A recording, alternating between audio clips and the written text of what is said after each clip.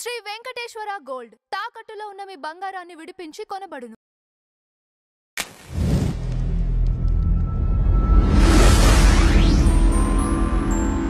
నమస్కారం రాజేష్ గారు. నమస్కారం.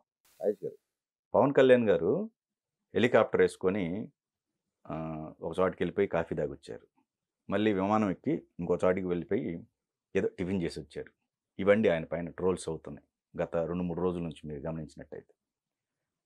మొన్న ఆ పర్యటన ఏదైతే ఉందో హెలికాప్టర్కి సంబంధించింది, దాని తర్వాత ఈ ట్రోల్స్ అన్నీ కూడా.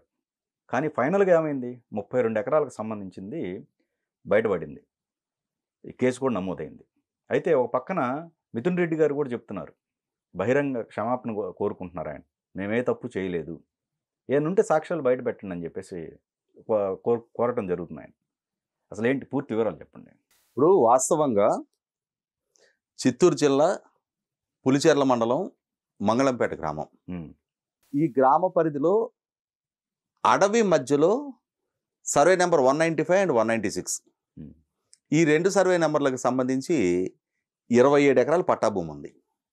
75 అంటున్నారండి. అసలు ఒరిజినల్గా మనకు ఒక గ్రామాల్లో ఒక సామెత చెప్తాం, వీడు లెక్కల్లో పెద్ద పండితుడురా. మేము చిన్నప్పుడు మా క్లాస్ టీచర్ ఉండేవాడు, రావిపాటి విశ్వేశ్వరరావు గారు అని చెప్పని. ఓకే. ఆయన ఎవరైనా లెక్కలు తప్పు చెప్పిన వాళ్ళని ఎద్దేవ చేస్తా, హేళన చేస్తూ చాలా సున్నితంగా ఆయన ఒక సామెత చెప్పేవాళ్ళు. పంచపాండవులు మంచం కోళ్ళులాగా ముగ్గురని 2 వేళ్ళు చూపించాడంట నీ బోటాడు అనేవాళ్ళు. పంచపాండవులు అంటే ఎంతమంది? 5. మంచం కోళ్ళు ఎన్ని ఉంటాయి? 4. ముగ్గురు అని చెప్పాడంట. మళ్ళీ 2 చూపించడం, అంకేమో చూపించడం 2 చూపించాడు. అంటే ఏంటి, దేనికి పొంతం లేదు, అసలు లేదు. అవును.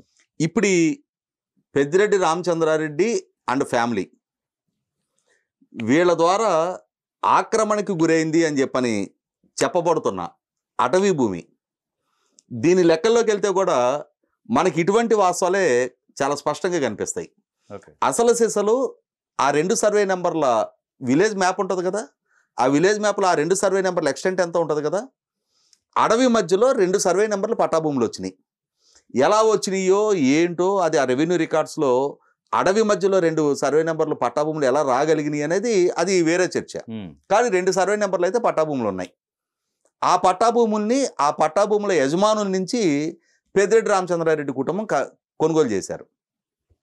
అంటే as per revenue record 2 survey నెంబర్లు పట్టాభూములు ఉన్నాయి. ఆ పట్టాభూముల విస్తీర్ణం 27 ఎకరాలు. అట్లాంటప్పుడు కొనుగోలు చేసినప్పుడు కూడా 27 ఎకరాలే కొనుగోలు చేయాలి కదా.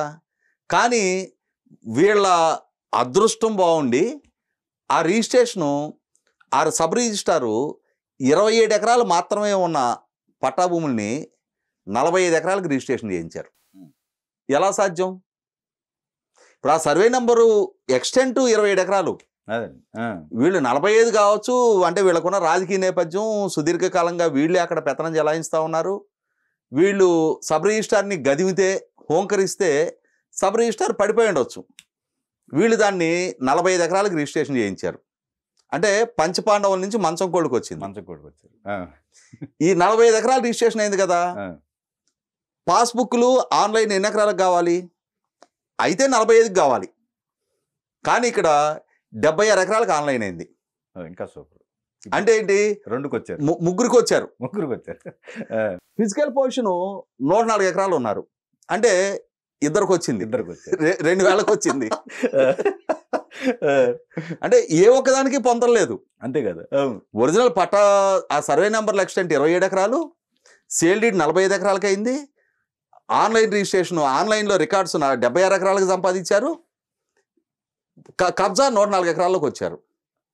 మరి ఇది కొన్ని నెలల క్రితం ఈనాడు ద్వారా వెలుగులోకి వచ్చిన తర్వాత దాని మీద నాటి చంద్రబాబు నాయుడు గారి ప్రభుత్వం చిత్తూరు, ఎందుకంటే ఇది చిత్తూరు జిల్లా అడవి మధ్యలో జరుగుతూ ఉంది కాబట్టి ఇన్నాళ్లుగా అటవీ భూమి ఇంతగా కబ్జా అయినా కూడా అక్కడ స్థానిక అటవీ రేంజర్లు కానీ, అక్కడ అటవీ కన్జర్వేటర్లు కానీ ఎవరూ దాని గురించి పట్టించుకునే నేపథ్యంలో ఈ జిల్లా అధికారులతోటి విచారణ చేయించడం వల్ల ప్రయోజనం ఉండదు అని చెప్పని అనంతపూర్ జిల్లా ఫారెస్ట్ కన్జర్వేటర్ని, ఎస్పీని, డిఆర్ఓని వీళ్ళందరితో ఒక కమిటీ వేసి వాటిని సర్వే చేసి నిగ్గు తేల్చండి అన్నారు.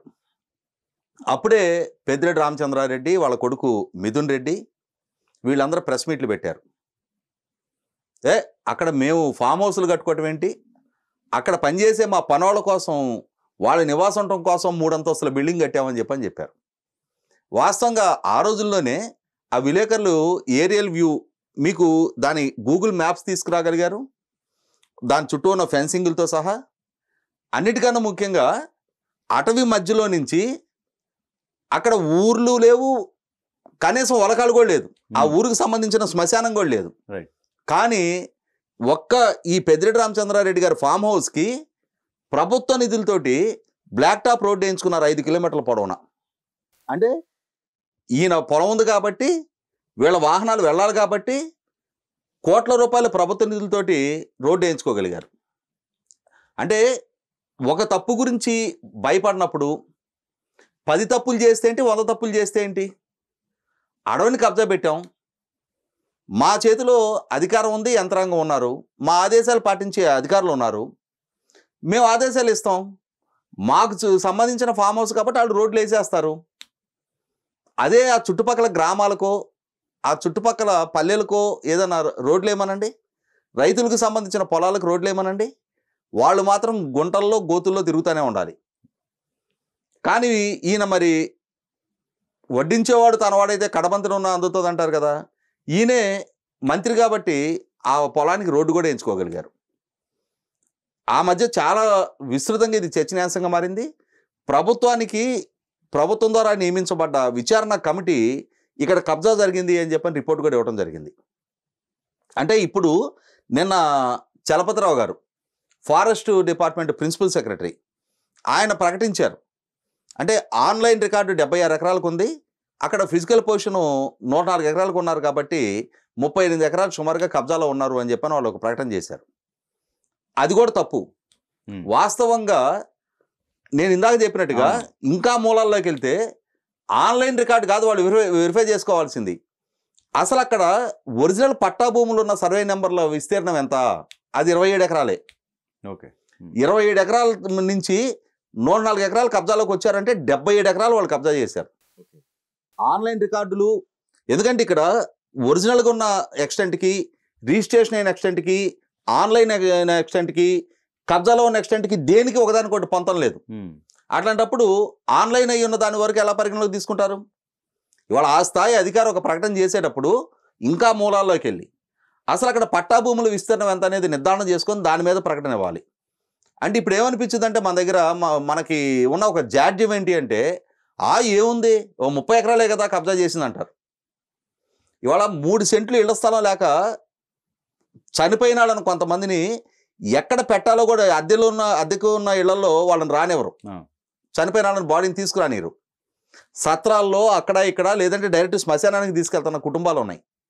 అటువంటి స్థితి నుంచి వాళ్ళ 100 కోట్ల రూపాయలు 1000 కోట్ల రూపాయల ఆస్తులు కలిగి ఉండి మొన్న 2024 ఎలక్షన్ అఫిడవిట్లో పెద్దిరెడ్డి రామచంద్రారెడ్డి నామినేషన్ ఫామ్లో అతని కుటుంబాస్తుల గురించి మెన్షన్ చేసేటప్పుడు అతని భార్యకున్న 142 ఆస్తులు మెన్షన్ చేయలేదంట. అంటే ఎన్ని వందల ఆస్తులు ఉన్నాయి వాళ్ళకి? అన్ని ఆస్తులు కలిగి ఉన్నాడు కూడా ఇంకా ఆ ఆత్రం చాలక అడవిని కూడా కబ్జా చేసేసి అడవి మధ్యలో కూడా ఫామ్ హౌస్లు కట్టేసుకొని, అంటే ఆ దావాద్రికి అంతెక్కడ? అంతటి దావాద్రి అతని కళ్ళ ముందు కనిపిస్తూ ఉన్నప్పుడు ఆ దావాద్రి బయట పడకుండా ఉండటం కోసం వీళ్ళ ద్వారా జరిగిన ఈ ఆక్రమణలు, ఈ అరాచకాలు, ఈ తప్పుడు రిజిస్ట్రేషన్లు ఇవన్నీ కళ్ళ పడకుండా ఉండటం కోసం Madanapalle sub collector office record రూమే తగలబెట్టించారు కదా. అదొక కేసు విచారణ జరుగుతుంది కదా. అంటే ఇవాళ అర్థమవుతుంది ఏంటంటే పవన్ కళ్యాణ్ గారు మొన్న ఈ ఏరియల్ వ్యూ ఆయన ఏరియల్ వ్యూ ద్వారా నిర్ధారణ చేసుకున్న మేరకు ఇప్పుడు ఆల్రెడీ కేసు నమోదు చేశారు. ఫారెస్ట్ వెబ్సైట్లో కూడా ఫారెస్ట్ భూములు కబ్జా చేసిన వ్యక్తులు వీళ్ళు అని చెప్పని, ఎలా అయితే మనం బస్టాండ్కి వెళ్తే జేబు దొంగలు ఉన్నారు జాగ్రత్త అని చెప్పని ఫోటోలు పెట్టుంటాయో, అలాగే ఫారెస్ట్ వెబ్ ల్యాండ్లో వీళ్ళు ఫారెస్ట్ భూములు ఆక్రమించుకునే వాళ్ళు అని చెప్పని వీళ్ళ ఫోటోలు డిస్ప్లే చేయబోతా ఉన్నారు. వీళ్ళ పేర్లు మెన్షన్ చేయబోతా ఉన్నారు. సిగ్గుతో గోడకి కొట్టుకొని చచ్చిపోవాలి ఒక్కొక్కడు. అంటే ఎట్లా ఇప్పుడు రౌడీ షీట్ మనకి పోలీస్ స్టేషన్ లో ఉన్నట్టు పోలీస్ స్టేషన్ ఎలా అయితే ఉంటాయి అలాగే ఫారెస్ట్ వెబ్సైట్ లో వీళ్ళ ఫోటోలు డిస్ప్లే చేయబోతా ఉన్నారు. ఓకే, ఎఫ్ఐఆర్ నమోదైన వీళ్ళ మీద. అసలు సిస్సలు వీళ్ళ మూలాల్లోకి వెళ్ళి వీళ్ళ ద్వారా జరిగిన ఆక్రమణలు అన్నీ కనుక వెలికి తీస్తే అసలు ఆంధ్రప్రదేశ్ రాష్ట్ర రాజకీయ ముఖచిత్రం మీద కంటికి కూడా కనపడటానికి వీళ్ళేనని కేసులు నమోదవుతాయి వీళ్ళకి.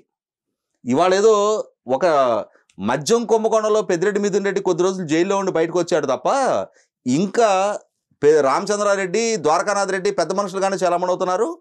కేంద్ర ప్రభుత్వం కూడా ఇంతకంటే పెద్ద మనిషి ఎవరు లేనట్టుగా ఈ పెద్దిరెడ్డి మిథున్ రెడ్డిని మన యునైటెడ్ నేషన్స్ ప్రతినిధి బృందంలో కూడా పంపించారు. కానీ వీళ్ళ కబ్జాల పర్వం, వీళ్ళ ద్వారా జరిగిన ఇర్రెగ్యులారిటీస్ అన్నీ కనుక వెలికి తీస్తే 100 కేసులు నమోదు చేయడానికి కావాల్సినంతటి మెటీరియల్ ఆఫ్ ఎవిడెన్స్ ఉంది. కాబట్టి వాళ్ళ పవన్ కళ్యాణ్ గారి రూపంలో వాళ్ళకి మెడకి చట్టపరమైన ఉచ్చు బిగించబోతా ఉన్నారు. ఎందుకంటే ఫారెస్ట్ యాక్ట్లు చాలా కఠినంగా ఉంటాయి. అసలు అది ఎలా ఆక్యుపై చేసుకున్నారండి? ఇప్పుడైనా రిటర్న్ తీసుకోవచ్చు, అది అధికారం ఉంటుంది కదా. ఆల్రెడీ 30 ఎకరాలు తీసేసుకున్నారు. అసలు మిడిల్లో పట్టా భూమి ఉండటం అనేది అంటే ఆ పట్టా భూమి ఎలా వచ్చింది అనేది ఇంకా మూలాల్లోకి వెళ్ళి దాన్ని వెరిఫై చేయాల్సి ఉంటుంది. అది కూడా నిజంగా వచ్చిందా లేదా, ఆ రోజుల్లో ఎవరైనా ఫ్యాబ్రికేటెడ్ గా దాన్ని చేర్పించగలిగారా ఏంటనేది మూలాల్లోకి వెళ్ళి నిర్ధారణ చేస్తారు. ఏదేమైనా సరే ఓ పక్క ఒక రాష్ట్ర ప్రభుత్వం ఒక రోడ్డు ఫామ్ చేయాలి అని అంటేనే పర్యావరణ ఉల్లంఘనలు, పర్యావరణ అనుమతులు 100 రకాల సంక్లిష్ట పరిస్థితులు ఎదురవుతాయి. ఇవాళ ప్రాజెక్టులు నిర్మాణం చేయాలి అంటే కూడా నేషనల్ గ్రీన్ ట్రిబ్యునల్ తోటి చాలా ఇష్యూస్ ఉంటున్నాయి. అటువంటిది ఎవరో రాజకీయ నాయకుడు తన కుటుంబం పేరిట అడవిని కొల్లగొట్టేసి అడవి మధ్యలో ఫామ్ హౌస్ నిర్మాణం చేసుకొని ప్రభుత్వ నిధులతో రోడ్డు వేసేసుకొని ఎక్కడి నుంచి ఇలా జేబు సొమ్మ, ఇలా బాబుగాడి సొమ్మ. కాబట్టి ఇవాళ పవన్ కళ్యాణ్ గారి రూపంలో నేను ఇందాక చెప్పినట్టుగా వీళ్ళ మెడకి చట్ట రూపంలో ఉచ్చు బిగించబోతా ఉన్నారు.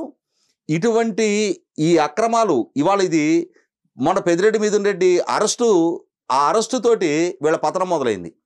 ఇప్పుడు ఈ కేసులతోటి వీళ్ళ కుటుంబానికి ఉచ్చు బిగించుకుంటూ ఉంటుంది. ఇంకా ఇక్కడి నుంచి మొదలుపెట్టి వాళ్ళకి సంబంధించిన ప్రతి అక్రమాలు ఇంత వేగంగా ఎలా సంపాదించగలిగారు, ఎలా ఆస్తులు పోగు చేసుకోగలిగారు, అన్నిటికన్నా ముఖ్యంగా ఎలక్షన్ కోడ్ ఆఫ్ కాండక్ట్ని కూడా ఉల్లంఘించి ఎలక్షన్ అఫిడవిట్లో 142 ఆస్తులు డిస్క్లోజ్ చేయని నేపథ్యంలో కూడా ఇవాళ ఇతని మీద డిస్క్వాలిఫికేషన్ పిటిషను ఇతని మీద ఓడిపోయిన బోడే రామచంద్ర యాదవ్ హైకోర్టులో ఫైల్ చేస్తున్నాడు. దాంట్లో కూడా అక్కడ ఇమ్మీడియట్గా తెలుగుదేశం అభ్యర్థి ఎవరైతే ఉన్నాడో రామచంద్రారెడ్డి, చల్లా బాబు అంటారు, అతను కూడా ఇంప్లీడ్ అయ్యి ఇతన్ని ఎలక్షన్ డిస్క్వాలిఫికేషన్ కూడా చేయించాల్సిన అవసరం ఉంది. 100కి 100 పాళ్ళు అతనికి వాళ్ళ మెడకి వాళ్లే కూర్చు బిగించుకుంటా ఉన్నారు ఇవాళ.